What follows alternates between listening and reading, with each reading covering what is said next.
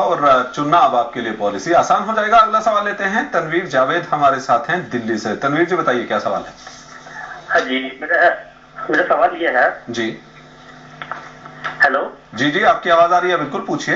हाँ जी, मेरे पास LIC के काफी सारे पॉलिसीज है, जीवन अनुराग, जीवन आनंद, मनी बैक वगैरह जी, जिनका काफी ज्यादा मतलब प्रीमियम मुझे देना पड़ रहा है, लगभग 88,000 से ज्यादा जी। बट आपके प्रोग्राम को देखते हुए मैंने डिसाइड किया है कि अब मुझे टर्म प्लान ले लेना चाहिए।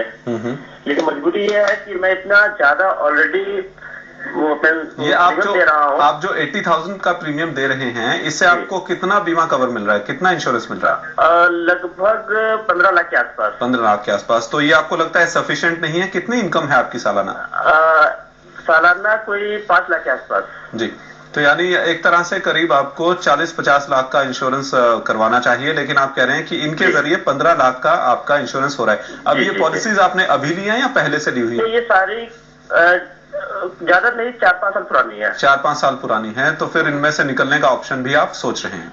जी जी बिल्कुल। आप और कुछ जानना चाहेंगे इनसे रमन जी? जी चलिए रमन की राय लेते हैं, बताइए रमन। देखिए, सबसे जरूरी है इंश्योरेंस के बारे में जब हम बात करते हैं कि इंश्योरेंस लें, तो ये जानना भी जरूरी बनता है कि कितनी इंश्योरेंस लेनी चाहिए। एक human life value concept insurance में चलता है जो बताता है कि एक व्यक्ति को कितनी इंश्योरेंस लेनी चाहिए।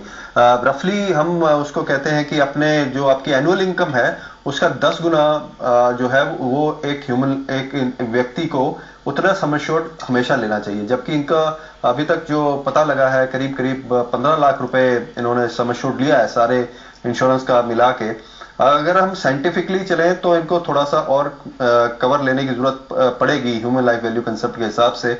इसलिए मैं ये बिल्कुल इनको ये सजेस्ट नहीं करूंगा कि कोई भी प्लान इनमें से बंद करें, क्योंकि आज की डेट में इन प्लान्स में से भी कुछ रिटर्न अर्न कर चुके हैं। अगर ये सरेंडर करते हैं तो वो सरेंडर वैल्यू इनको जो मिलेगी वो हो सकता है जितना इन्होंने प्रीमियम पे किया। 4-5 साल हो चुके हैं इस बात को कंसिडर करते हुए भी।